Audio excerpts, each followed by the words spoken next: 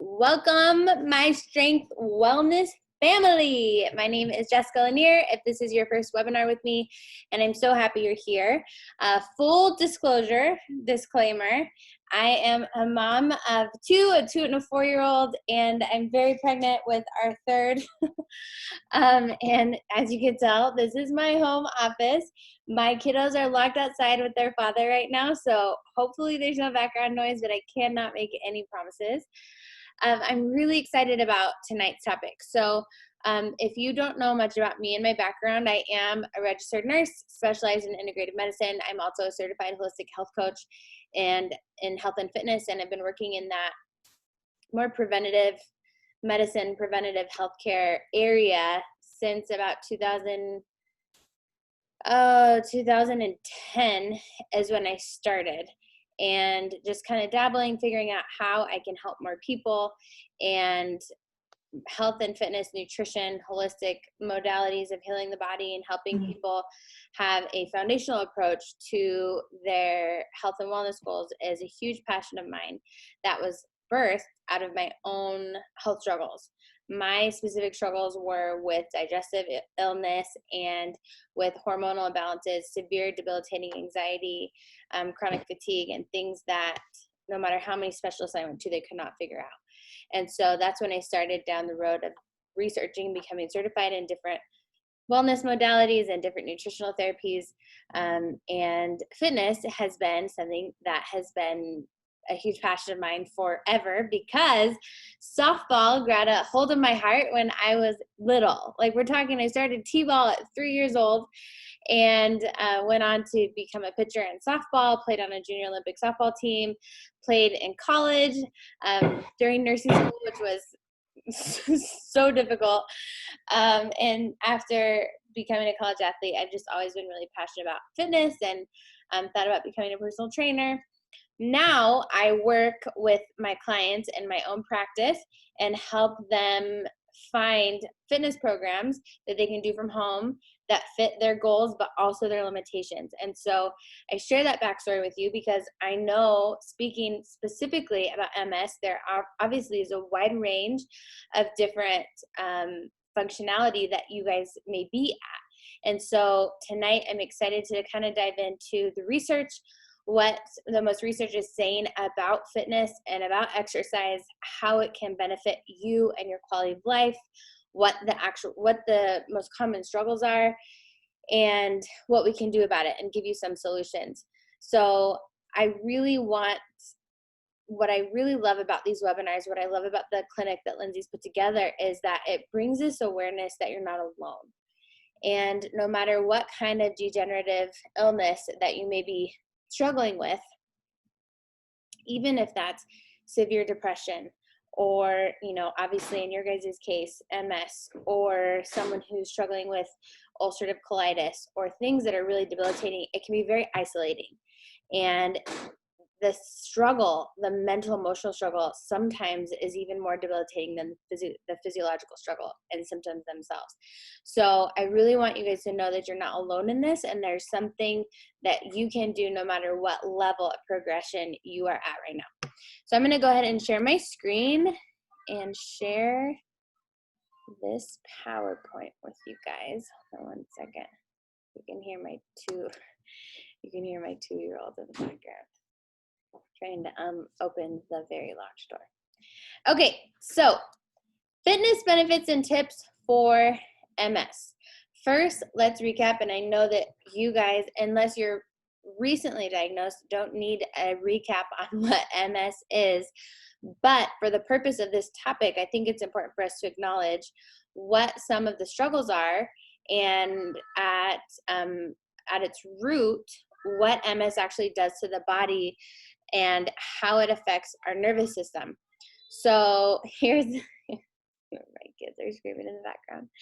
Okay, so MS is a condition of unknown cause, which you guys know, and it damages the covering lining of the nerve fibers, which are called the myelin. So it's like this coating over our nerves. As it says here, myelin is like insulation on a wire, and when it's damaged, nerve impulses are not transmitted properly. And all the symptoms that you guys are experiencing are from this misfiring of those nerve systems. This leads to an array of symptoms, including weakness, vision problems, numbness, tingling, and poor coordination or imbalance that can be debilitating. So obviously, when we're talking about a topic such as exercise, and you're like, how am I supposed to exercise when I'm so tired? Or when I have numbness and tingling in my extremities? Or when I don't have any balance? Those are very common symptoms with this diagnosis. And so we're definitely going to talk about that. Just so you know, and I would love if you guys use the chat box if you want to, and you can relate, but some of the most common MS fitness struggles are extreme fatigue. You're so tired, and sometimes all you want to do is just curl up in a ball. How do you even pull yourself out of bed to exercise? You know, it sounds like a huge daunting task some days. Poor coordination and balance. You don't want to fall over. One-sided weakness or one-sided pain. Nerve impulses in the brain that are not accurately communicating to your extremities. So even if you may be thinking, I want to do this action with my extremity, it's not cooperating properly, which can be very discouraging. Pain and heat exacerbating your symptoms, typo there, with outdoor exercise. So this is a very important topic right now, because I know most of you, I think, are in Southern California. I'm in central Northern California, and it's 100 degrees here right now, which is nuts that we're not even in June yet, right? So we're going through a heat wave right now. So I'm going to be talking about some solutions for what you can do to still move your body, but stay out of the heat, because we don't want to temporarily exacerbate your symptoms. I wanted to put in some research in here, because the nerd in me always loves, what does the research show when it comes to exercise? Is it really that beneficial? Obviously, all of us know that exercise is really good for our health, for anyone, whether or not you have a degenerative disease or not. Exercise and eating healthy and sleep and drinking water, those are all things that are good for our health. But what has the research shown specifically when it comes to multiple sclerosis and consistent exercise? So here's one of the first studies that I found, and I have all the links in here, which I will be sending out these slides to Lindsay as well as the recording, so that you guys can have access to them. But in this specific study, they found that it's a potential exercise itself is a potential treatment for relapsing, remitting MS. So this study showed that measures of overall function improved over the course of the study when they had this study specifically. They did 24 weeks of consistent exercise with a trained professional, and they measured basically balance, function, coordination before and after, and they did brain scans as well. And so it showed that the function improved in these MS patients. And when I read this, I was like, well, measures of disability did not change. And that sounds a little bit discouraging, but over a 24-week period, disability did not decrease. And so what their findings had shown is that it actually, their hypothesis is that exercise helps to prevent a progression in the degeneration of function, or in the, it helps prevent disabilities.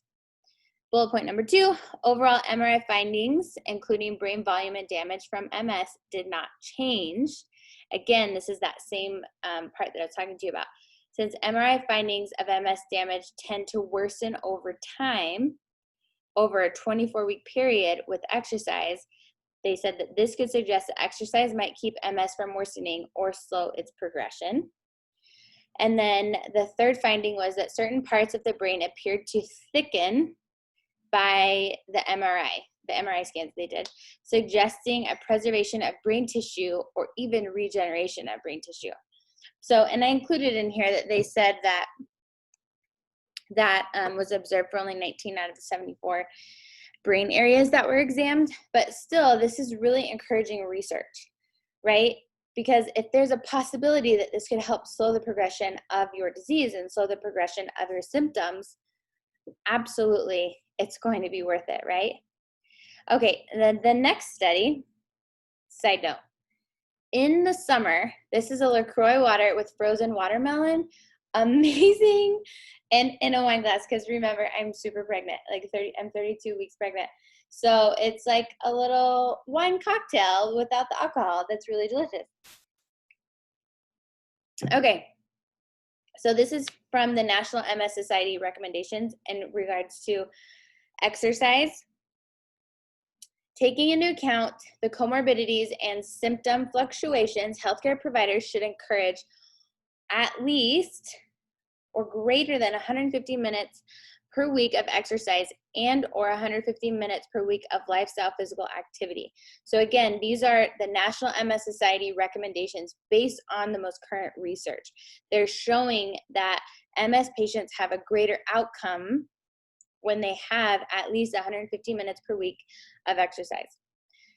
And then secondly, it's important to acknowledge, again, like we talked about, everyone's stage that they're at is different right now, right? So many of you may not be at the point where you can't do that right now. It may be too much for your body to do 150 minutes. 150 minutes is 2.5 hours of exercise per week, split up into 7 days. So if you're not there, it's important, they wanted to state here that you progress toward these targets. The progress towards these targets should be gradual based on the person's abilities. If disability increases and exercise or physical activity becomes more challenging, referrals to specialists are essential to ensure safe and appropriate prescriptions and assistance. What I found interesting in this whole journal and the full context of it was that they didn't say stop exercising when you can't get out of bed. They said appropriate prescriptions and assistance with a physical therapist to continue exercise at whatever stage you're able, and mix the words able and capable, is important to help slow down that progression of degeneration. And then lastly here, improved quality of life, because that's what we all want, right? That's what the whole clinic, that's what the My Strength Wellness Clinic is about. That's why you go there. That's probably why you talk to Lindsay. That's why you are on this webinar right now or watching the recording, is because even though you have this diagnosis, you want to know how to have the highest quality of life despite this diagnosis that has probably blindsided all of you at some point. Nobody asks for something like this in their life, and most people never see it coming, right? Because we don't know what causes it. So now that you have this diagnosis, we want to know how to improve your quality of life. And research has showed that exercise can absolutely do that. So meta-analyses and systematic reviews of randomized controlled trials have demonstrated that people with MS who engage in exercise and lifestyle physical activity experience benefits from immune cell through quality of life outcomes. So what this is saying is that there's so much research right now, especially in the last 5 years, I found, on exercise and MS that is showing that there's multiple facets of benefits, not just help strengthening your muscles, not just improving bladder control, not just improving fatigue, but improving your immune function. Like on so many levels, exercise is showing that it has a wide variety of benefits for MS patients. And while initial studies established exercise, I loved this quote, so that's why I included it. Initial studies established exercise as an effective symptomatic treatment, meaning tertiary prevention, as a symptomatic treatment to treat your symptoms. More recent studies have evaluated the disease-modifying effects, secondary prevention, as well as the impact on the risk of developing MS. The risk of developing MS, there's studies that are showing that regular exercise can actually impact the risk of developing MS, which is primary prevention. And I thought that was so powerful because it's going into anything that we do in life, exercising regularly when you have a degenerative disease is not easy. And I wanted to include these because what shifts for us and why we do anything difficult in life, it's the reason behind it. And so if you can really grasp that integrating regular routine exercise could have a drastic impact on your quality of life from all of these different angles, then you are much more likely to show up and do it even when you're not feeling like it. But for those people who are like, I just need to lose weight, I need to lose 10 pounds, so I should exercise, most of them won't show up because it's not pulling at their soul enough. Does that make sense? It's like I work with my clients on this. Every single person that I work with, we have to go deeper into why integrating healthy habits when they haven't in the past is important to them at a foundational level. Because if you don't have that reason why that's waking you up early in the morning, maybe to do an exercise routine when you just want to stay in bed all day, if you don't have that reason why, you're never going to follow through. So this is really important to me. It was important to me to share with you because if you can identify for your children or your grandchildren or your future, your spouse, your career, whatever it may be that really matters to you, and you're like, you know what, I have this, excuse me, I have been given this to carry, and there's nothing I can necessarily do to remove that diagnosis. But if there's things that I can do to improve my quality of life so I can show up better for my kids or my grandkids or my wife or my husband or whatever matters to you, to be the best version of myself despite fighting this disease, I'm going to do it because that's what matters to me. And I think it's really important to have that conversation. Okay, so going into some fitness tips for MS patients. The first one is exactly what I just said, the mindset. I've been talking a lot on my social media platforms and with my clients and in my support groups that I run every month that we really choose our heart in life in some aspects. Like obviously, again, nobody's chosen MS, right? But we choose whether to stay a victim of our circumstances, whether that be your MS diagnosis or whether that be, you know, I lost my dad to a drunk driver when I was 11 and was in a coma for a week because I was hit by the drunk driver as well, and I couldn't walk for a year. I didn't choose that. It chose me, but I had to choose to stay stuck in that and let it define me and be a victim of it, or I had to choose to work even harder to overcome it and be the best version of myself. And I've walked through different circumstances that are personal to me. I obviously will never pretend to know what it's like to walk in your shoes, but I've helped several hundreds of clients walk through their own diagnoses and degenerative diseases, and it really comes down to our mindset. Even through cancer, right? We choose our heart. We choose if we're going to show up and do the hard work so that we can become stronger, or we choose the comfortable hard, which is what we know, which is staying in bed every day, all day, because it's so hard to get out of bed. But it's also so hard to live a lifestyle that's bedridden, right? And so I share this 100% out of love, compassion for you guys and where you are at. And I just want you to know that you are stronger than you realize. And doing this, committing to getting stronger and better will be hard. I don't want to sugarcoat that, but it will absolutely be worth it, because the opposite is also hard if you don't try and you don't get better and you don't get stronger. Okay, that is my number one fitness tip that has nothing to do with moving your body. It has everything to do with exercising your mind. Number two, especially in this hot weather, use on-demand fitness programs that you can do inside the coolness of your own home. So I wanted to kind of quickly show you guys what I personally use. Like I mentioned, was a college athlete, and I was a CrossFit chick up through my first pregnancy. And then I used to work as a full-time registered nurse and infectious disease nurse at a prison of all things. I worked 40 to 60 hours a week in a prison. My husband is in law enforcement. He was on call 24/7, and I had a 3-month-old baby, and I realized I can't go to workout classes anymore, and I can't go to the gym. It doesn't fit my lifestyle. And that's when I personally found on-demand fitness programs. And I thought they were for sissies. I will be honest with you. And I've gotten incredible results with these home programs that are usually between 20 and 30 minutes each. So I wanted to show that to you really quick. This is my account. It's called Beachbody On Demand. If you have any questions or you're interested, this is what I actually provide for my clients. So I can help plug you into support group if you want, and I can help get you access to this. But there is a plethora of different fitness programs that you can choose from, and you get an annual membership. It's only $99 for a full year of unlimited access. Bar Blend is one that I think some of you would really like, because you are holding onto a chair the whole time, or a bar, or the wall, and it's no impact.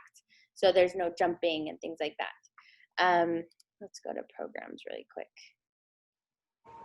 There is a Tai Chi program in here. There's a plethora of different options depending on what you're looking for. There's even a 10-minute program in here if you want to start off slow.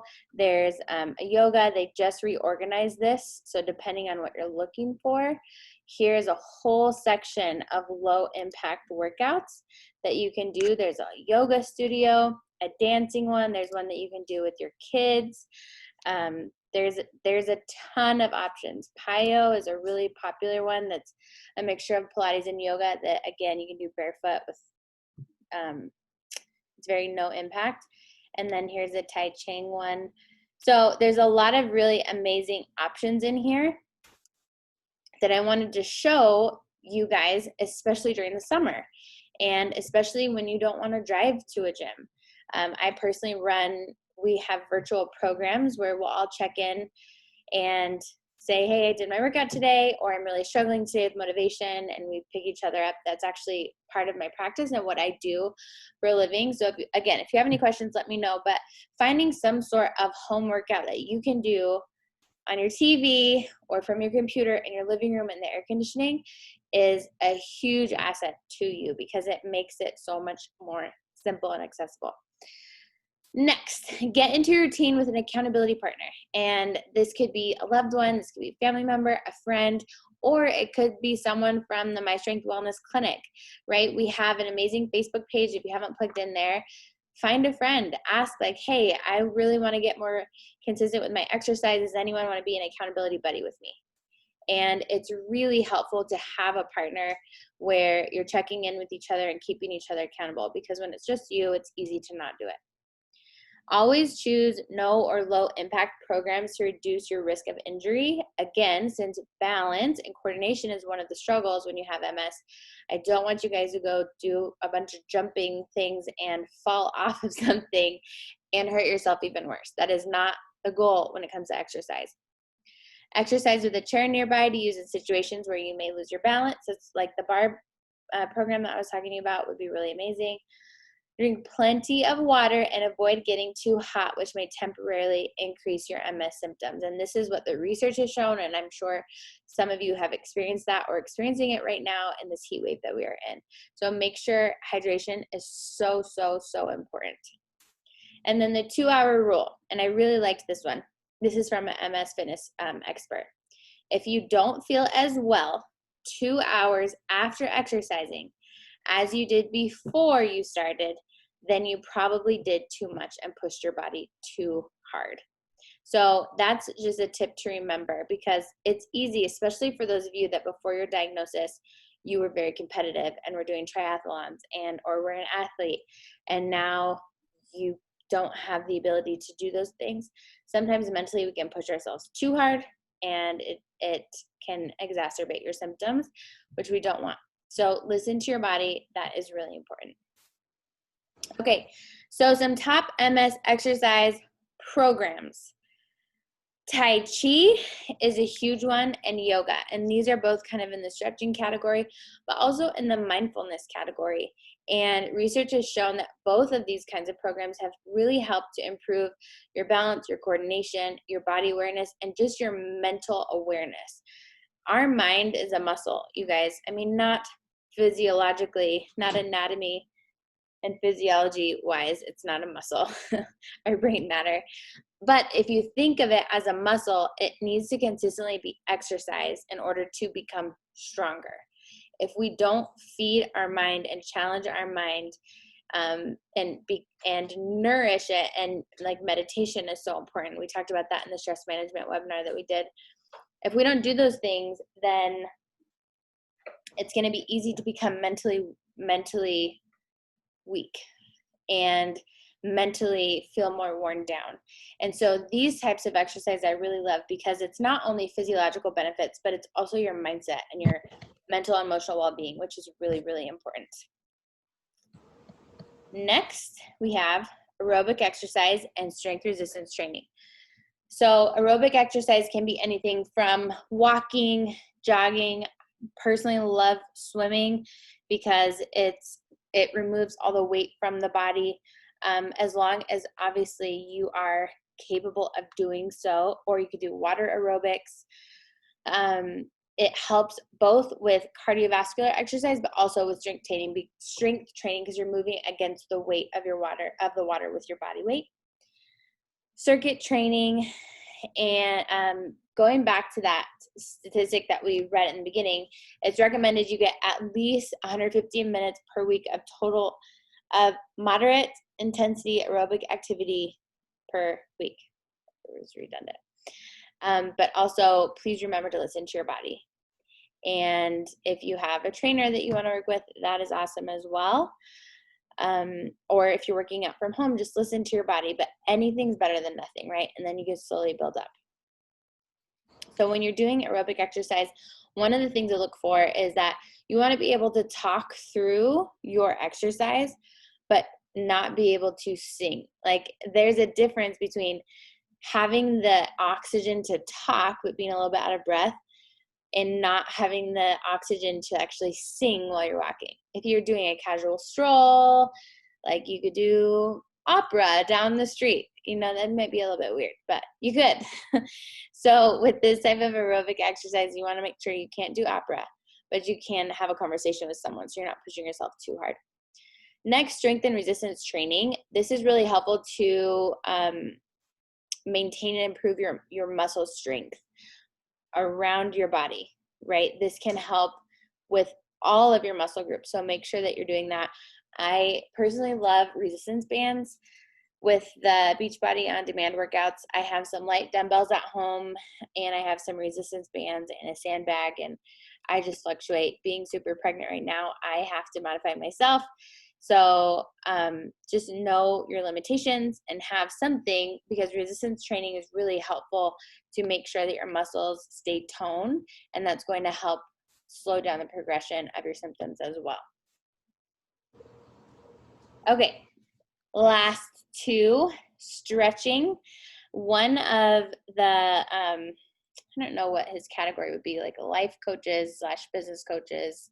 He's Oprah's life coach, I'm pretty sure. His name's Brennan Burchard. I'm not sure if you guys have heard of him. Phenomenal, inspiring human. But he has this morning routine that is extremely helpful to start off your day. And one of the first things he does is, as soon as he wakes up, he'll drink 10 ounces of water and he'll do 10 minutes of stretching. And his phone is never by his bedside. It's always plugged in another room. He does usually Tai Chi or Qigong and just yoga, just stretching his body for 10 minutes. And he says it makes a huge difference. Following that, he does 10 minutes of a positive podcast or devotional or reading his Bible or something positive to fuel his mind for the day. And these things are really beneficial at filling your cup and setting your intention to have a positive day before it gets drained with whatever you may encounter. So I just wanted to share that, because that may be really beneficial for some of you. It definitely has been for me to integrate some of these things, but stretching is really important to help improve your range of motion and ease symptoms related to spasticity of the muscles. Okay, and finally, kickboxing, believe it or not. So I wanted to include this because I have seen firsthand how much kickboxing, we have a kickboxing gym here locally, and they have a special program for Parkinson's patients. And obviously MS and Parkinson's are different, but they're both neurological degenerative diseases. And there has been family friends of ours that have had drastic improvements in kickboxing, and they were telling me that there's something about hand-eye coordination and crossing the body when you're going to punch that they found has a really positive impact on our neurological function. And so if this is something that you're interested in, or that would be fun for you, or that would bring you joy, look into it. On the on-demand, Beachbody on-demand membership, there are boxing programs in there, shadow boxing programs. There's a brand new one that just came out called 10 Rounds. That's really fun, and it includes some shadow boxing as well as some weight training.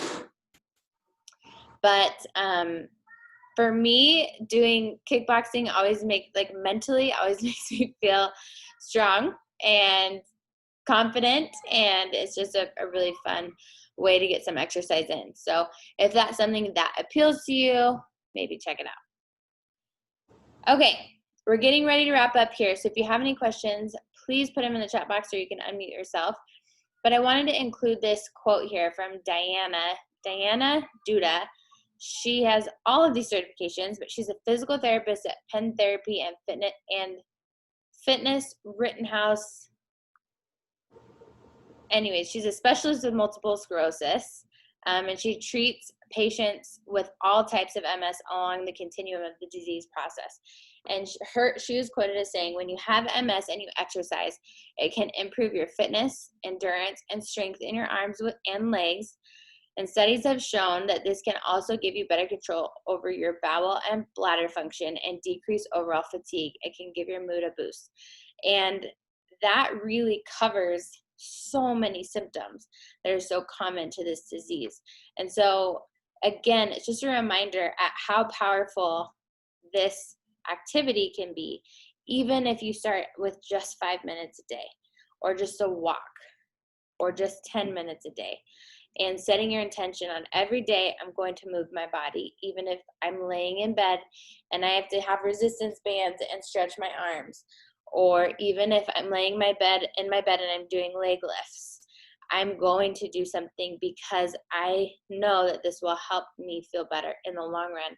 And it's not going to happen overnight, but I promise you there's a compound effect that happens when we make these decisions, these small decisions, and consistently do them over time.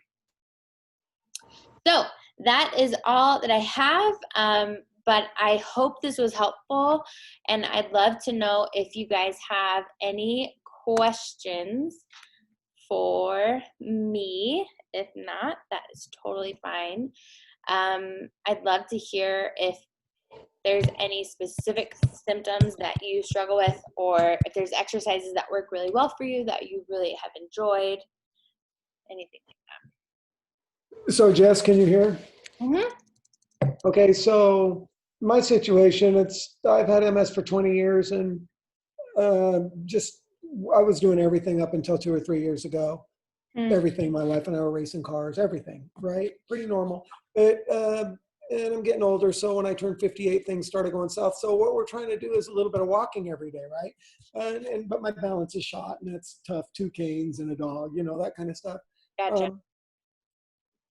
But again, with heat and the malls being shut down and all that, and flat walking is exercise, but I'm not Ricky Racer, doing the walking, and I know it's not too cardiovascular at my pace, but we're getting this stuff in, and I measure it on a continual basis, and I don't know if it's helping, but I don't really do weight training. Legs are shot, arms are still strong, muscle tone, everything's good.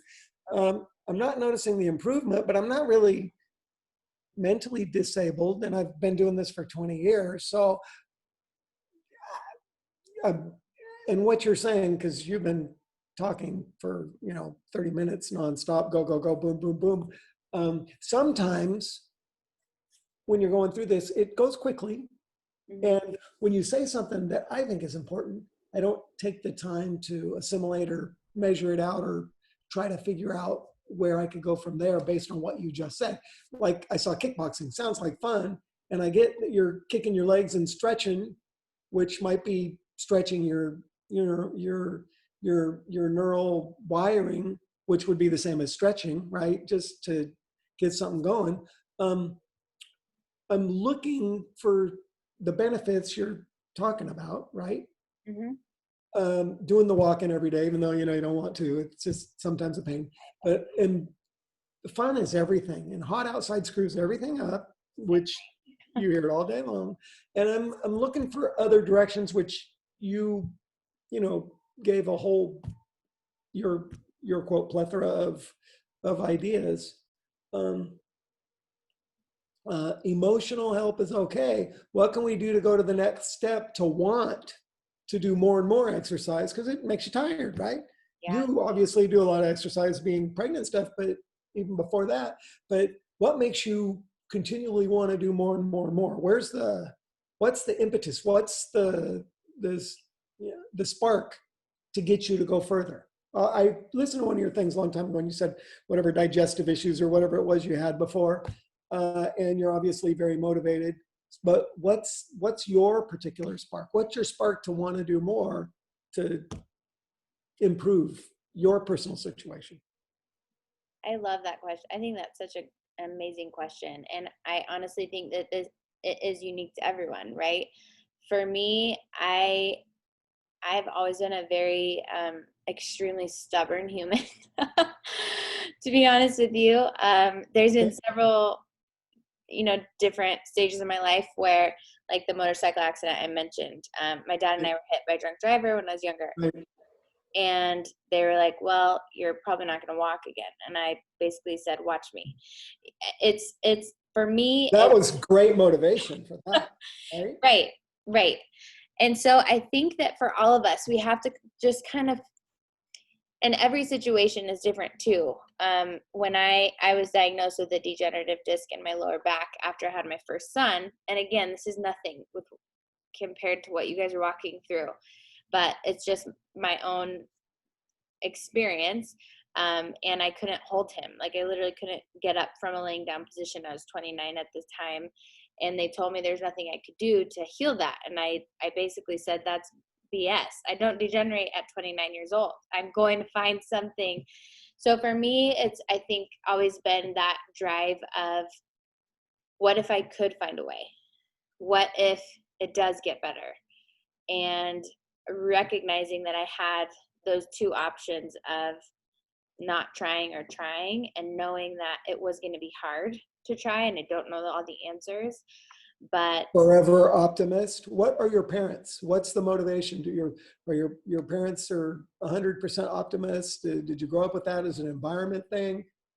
my mom's extremely stubborn. My mom grew up in a very difficult background where she grew up in an abusive household with an alcoholic father.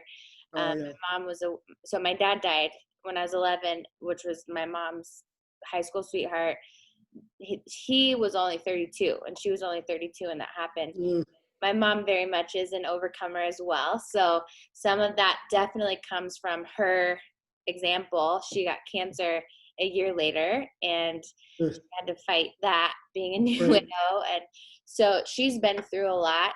And I think honestly for me, a lot comes from my faith as well. That's always been a huge anchor for me, and the hope that I have in my relationship with God, and knowing, and for me personally, knowing that he could use any situation in my life to be something that I can't even imagine. So, Okay. Okay. that, That's a good answer. A lot of people that have faith can relate to that, I'm sure. Let me ask you this. You said you had disc degenerative disease in your lower back. And I did an X surgery, I can't remember what it's called, anterior, whatever, to fuse two of the discs. Where do you feel about the medical science of surgery versus this? Obviously, your exercise, and you can always improve your body by just doing the physical things that you're talking about, mentally and physically. does the medical science scare you away? Or are you of that belief, or did you consider going in to have your back surgically fixed or fused or whatever?